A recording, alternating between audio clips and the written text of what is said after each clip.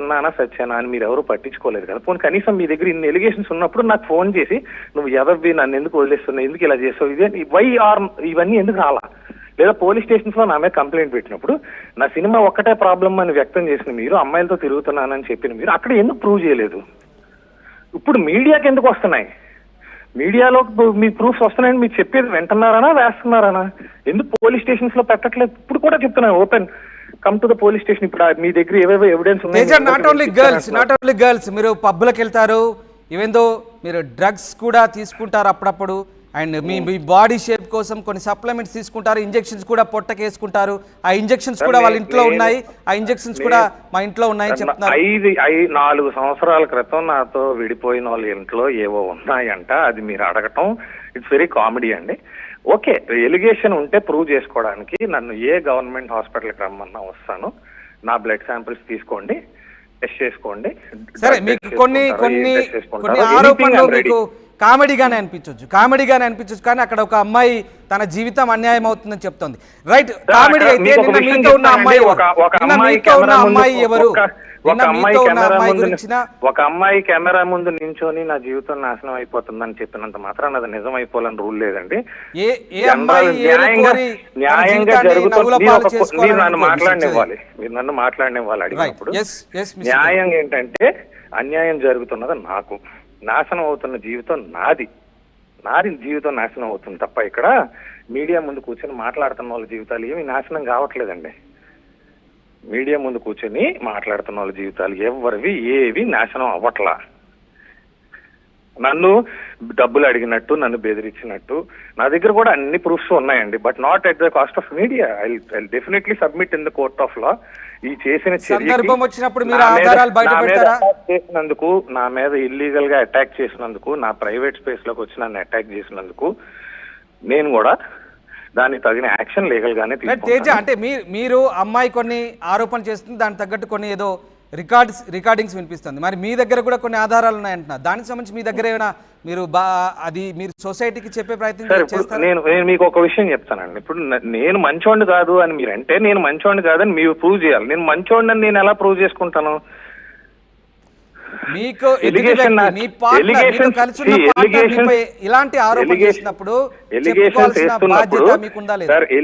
వేస్తున్నప్పుడు ఎలిగేషన్స్ ని ప్రూవ్ చేయాలి. ఎలిగేషన్ వేసిన వాళ్ళు ఎలిగేషన్ ప్రూవ్ చేయాలి. నేను ఎలిగేషన్ వేసాను అనుకోండి, నేను డెఫినెట్ గా ప్రూవ్ చేస్తాను. సరే, ఫైన్. ఎలిగేషన్ వేయలేదు నేను చెప్పండి. తేజ, నిన్న మీతో ఉన్న అమ్మాయి ఎవరు, ఎందుకుంది ఆఫీస్ లో, ఎప్పటి నుంచి ఉంటుంది, ఏం జరుగుతుంది? ఆ అమ్మాయి నాకు తెలిసిన అమ్మాయినండి, నా ఫ్రెండే. నా ఆఫీస్ కి పని ఉండే వచ్చిందండి. Story discussion regarding my movie. చాలా మంది వస్తూ ఉంటారు, వెళ్తూ ఉంటారు. బట్ ఆ అమ్మాయిని నేను పెళ్లి చేసుకున్నాను లేదా చేసుకోబోతున్నానంటూ కెమెరాల ముందు మీరు ఎందుకు చెప్పాల్సి వచ్చిందండి? పెళ్లి చేసుకున్నాను అని ఎవరు చెప్పలేదండి, for your kind information. Okay, అక్కడ ఏదో తప్పు జరుగుతున్నట్టు పిక్చరైజ్ చేయడానికి ట్రై చేస్తే నేను చెప్పింది ఏంటంటే, నేను ఏ తప్పు చేయట్లే, అవసరం అయితే డైవర్స్ వచ్చేసిన తర్వాత నేను పెళ్లి కూడా చేసుకుంటాను, ఎవరినైనా అమ్మాయినైనా ఎవరినైనా చేసుకుంటాను, ఆ రైట్ నాకు ఉంది అన్నది మాత్రం నేను వ్యక్తం చేయడం జరిగింది. దాన్ని కూడా మేబీ ఇంగ్లీష్ టు ఇంగ్లీష్ అర్థం కాకో, లేకపోతే సరిగ్గా వీడియో చూడకో పెళ్లి అయిపోయింది అంటున్నారు చాలా మంది. ఆవిడ కూడా పెళ్లి అయిపోయింది అంటున్నారు. సరే, ఒకవేళ మీ మాటల్నే వక్రీకరించారు అనుకుందాం, కానీ ఆ అమ్మాయిని నేరుగా ఒకవేళ అవసరమైతే పెళ్లి చేసుకుంటానని కూడా ధైర్యంతో చెప్పారు. ఏ ధైర్యంతో చెప్పారు? ఈ అమ్మాయికి విడాకులు ఇవ్వకుండా కాదండి, విడాకులు మీరు సరిగ్గా వీడియో చూడండి, మళ్ళీ ఇది కూడా ఇదే అవుతుంది.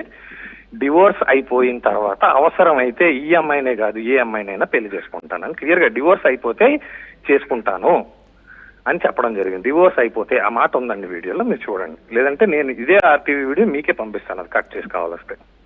అయితే తేజ, సారా ఎక్కడుంది ఇప్పుడు? మరి నాకెలా తెలుస్తుందండి?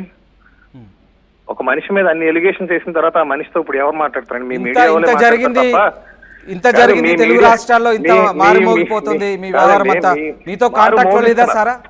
వాంటెడ్లీ మారుమోగిస్తున్నారు, ఫస్ట్ థింగ్. సెకండ్ థింగ్ ఏంటంటే, ఇంత ఫాల్స్ ఎలిగేషన్ చేసి ఒక మనిషిని డిఫేమ్ చేసిన తర్వాత ఆ మనిషి చుట్టుపక్కలకి మాట్లాడడానికి కూడా ఎవరు రారండి, భయపడతారు.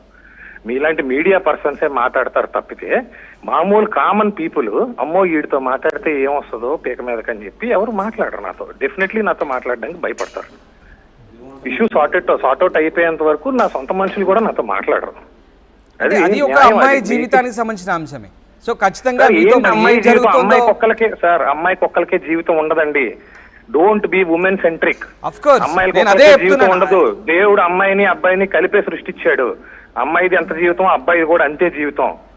మీ మానాన మీరు మీడియాలకు ఎక్కేసి మళ్ళీ మీ ఇంటికి వెళ్ళి వండుకుని బాగానే తింటారు. చిన్నప్పటి నుంచి సినిమాయే ప్రపంచంగా బతుకుతున్న నన్ను ఇంత డీఫేమ్ చేసిన తర్వాత నేనేమైపోలే? నేను సూసైడ్ చేసుకుంటే దానికి ఆన్సర్ చేస్తారా? అదే చెప్తున్నాను తేజ, నేనేం చెప్తున్నాను, అమ్మాయిలు చేశారు, బాడీ షేమింగ్ చేస్తున్నారు, డ్రగ్స్ అంటగడుతున్నారు.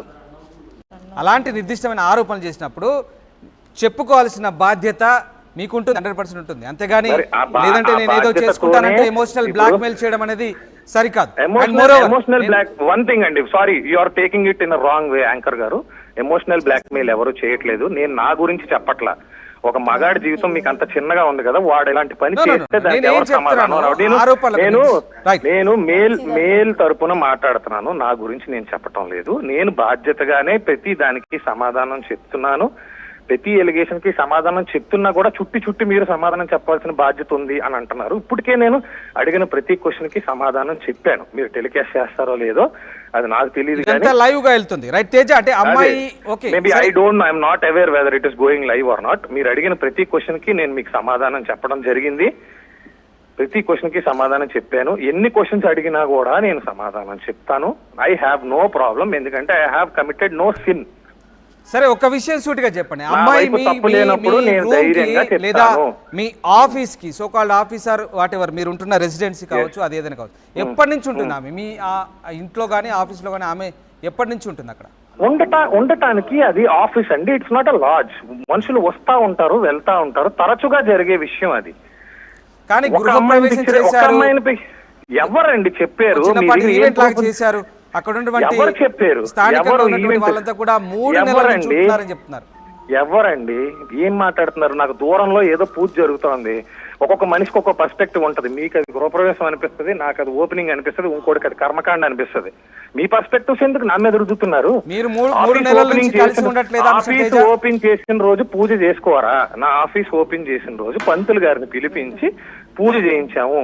వైజాగ్ లో నాకున్న ఫ్రెండ్స్ ఒక 20 మందిని పిలిచాము, గెస్ట్ని. ఎవరికి భోజనాలు కూడా పెట్టలా. వచ్చారు, ఓపెనింగ్ కొబ్బరికాయలు కొట్టి పోయారు. అది మా సినిమా సంప్రదాయం. వచ్చి కొబ్బరికాయ కొట్టి వెళ్తారు. స్క్రిప్ట్ కి ఒక పసుపు బొట్టు పెట్టి కొబ్బరికాయ. ఒక మాట అడుగుతాను తేజ గారు, 3 నెలల నుంచి ఉంటుంది, తరచుగా వస్తూ వెళ్తుంది, 3 నెలల నుంచి అక్కడే ఉంటున్నారు ఇద్దరు అని. సరే, ఎవరికైనా డబ్బులు ఇచ్చి ఏదైనా చెప్పించండి. నేను ఇప్పుడు కూడా చెప్తున్నాను, నా ఆఫీస్ సీసీటీవీ కెమెరా సర్వేలెన్స్ లో ఉంది. నేను దాన్ని ప్రూఫ్ గా చూపించుకోగలను. నా ఆఫీస్కి ఏ టైంకి ఎవరు వస్తున్నారు, ఏ టైంకి ఎవరు వెళ్తున్నారు, నేను ఏ టైంకి వస్తున్నాను, ఏ టైంకి వెళ్తున్నాను, నా ఆఫీస్ కంప్లీట్ సీసీటీవీ రికార్డ్ లో ఉంది. తేజ గారు, మీరు ఒక్కసారి అలాగే ఉండండి. నక్షత్ర గారు వింటున్నారు కదా, మీరు ఇలాంటి ఆరోపణలు చేస్తున్నారు. ఒకవేళ మీరు చేసే ఆరోపణలు ఆయన మనోభావాలు దెబ్బతిని ఆయన కుంగుబాటుకు గురై ఈవెన్ సూసైడ్ చేసుకున్న పరిస్థితులకు దారి తీస్తే ఎవరు బాధ్యులు అంటూ తేజ అంటున్నారు. నక్షత్ర, ఏంటి ఏం జరుగుతుంది? దాన్ని ఇప్పుడు కొత్తగా పెళ్లి చేసుకున్నాడు, అది బాధ్యత అవుతుంది సార్. ఇంకెవరు బాధ్యత అవుతారు? ఎవరి కర్మ ఫలం వాడే అనుభవించాలి. నాకు అన్యాయం చేశాడు, నా బిడ్డకు అన్యాయం చేశాడు. నేను చస్తే ఎవరి మీదకి వెళ్తుంది? ఇప్పుడు నేను చస్తాను, ఇదే స్టూడియోలో నేను స్లీపింగ్ పీస్ తీసుకుంటే who will be the responsible? చెప్పండి సార్. మీరు ఒక ఆడపిల్లకి జరిగిన అన్యాయం కన్నా జరిగిన అన్యాయమా సార్? రూమ్లో నేను దొరికానా, ఆడు దొరికాడా? ఏం మాట్లాడుతున్నాడు సార్ వాడు? ఆ జీవితం నాశనం అయిపోయిందండి. మొత్తం ప్రపంచానికి తెలుసు సార్ నా జీవితం నాశనం చేశాడు, నా బిడ్డ జీవితం నాశనం చేశాడని. ఏ మొహం పెట్టుకొని సార్ చెప్తున్నాడు? ఒక రూమ్ లో ఒక లంచ్తో కూర్చొని కులుకుతున్నాడు. ఆడు చెప్తున్నాడు సార్ జీవితం నాశనం అయిపోయింది దాని గురించి. ఆడొక నీచ కామ పిశాచి. ఇప్పుడు కూడా చెప్తున్నాను, ఆడి మొహం మీద కూడా అదే చెప్తాను. వాళ్ళ నాన్న, వాళ్ళ అమ్మ, వాళ్ళ చుట్టాలు అందరూ నాకు చెప్పిన విషయం. ఒక కామ పిశాచిని పెళ్లి చేసుకున్నావు, ఒక రెస్పాన్సిబుల్ లేని ఇడియట్ని పెళ్లి చేసుకున్నావని. ఈడొచ్చి చెప్తున్నాడు పతివ్రత కబుర్లు. కూర్చొని ఎన్నైనా చెప్తాం, ప్రూవ్ చేయమనండి. సీసీటీవీ సర్వేలెన్స్ ఆయన దగ్గర కూడా ఆధారాలు ఉన్నాయి, అవసరమైనప్పుడు ఆధారాలు కూడా బయట పెడతానంటున్నారు. మీరు ఇబ్బంది పెట్టిన సందర్భాలకు సంబంధించిన ఆధారాలు అవసరం అయినప్పుడు ఏంటి, ఇప్పుడే అవసరం. మళ్ళీ అవసరం 10 రోజులతో అది రాదు. ప్రస్తుతం నడుస్తున్నప్పుడే అవసరం. పెట్టమనండి, తెమ్మనండి ప్రూఫ్స్. బెడ్రూమ్లో సీన్స్ కూడా ఉన్నాయా, సీసీటీవీ ఫుటేజ్, అవి కూడా తెమ్మనండి. రైట్ ఇప్పుడు ఇవన్నీ అంశాలు కూడా పెళ్లి చేసుకొని వైఫ్ కింద అక్కడ చలామణి అవుతున్నారు సార్. నక్షత్ర ఎవరికి మీరు డబ్బులు ఇచ్చి కోర్టులో ఈ చెప్పిస్తాం సార్, ఎవిడెన్స్ ఎవరు లని మీరు చెప్తాడు? కోర్టులో చూపెట్టగలరా? ఈ ఎవిడెన్స్ లని ఆయనకు వ్యతిరేకంగా ఉన్నటువంటి ఎవిడెన్స్లు మీకు ఇబ్బంది పెట్టినటువంటి అంశాలన్నీ కూడా మీరు కోర్టులో చూపెట్టబోతారా? ఆయన కూడా అంటున్నారు తనను ఇబ్బంది పెట్టిన ఎవిడెన్సెస్ కూడా అవసరం వస్తే తను పెడతా అంటున్నారు. చూపిస్తాను. మీరు ఎందుకు పెట్టలేకపోతున్నారు మరి మీరు కోర్టులో? ఇప్పుడు 3-4 ఏళ్ళుగా కోర్టులో నాంతూ వస్తుంది కదా. ఎవరు పెట్టలేకపోతున్నారు? మీకు మీ దగ్గర ఉన్నటువంటి ఎవిడెన్స్ని మీరు ఎందుకు కోర్టులో ప్రొడ్యూస్ చేయలేకపోతున్నారు? సార్ ఇప్పుడు ఒక మనిషిని ఒకడు మర్డర్ చేస్తాడు సార్, ఎవిడెన్స్ వెంటనే దొరికేస్తాయి సార్. పోలీసులు సెర్చ్ ఆపరేషన్ చేయరా సార్? ప్రూఫ్లు వెంటనే క్లూస్ అన్ని దొరికేస్తాయా? ఒక ఆడపిల్లని సార్, అది ఎక్కడ ఉంటున్నాడో ఎవరి ఇంట్లో ఉంటున్నాడో కూడా నాకు తెలీదు. నేను వెతకదా సార్? నాకు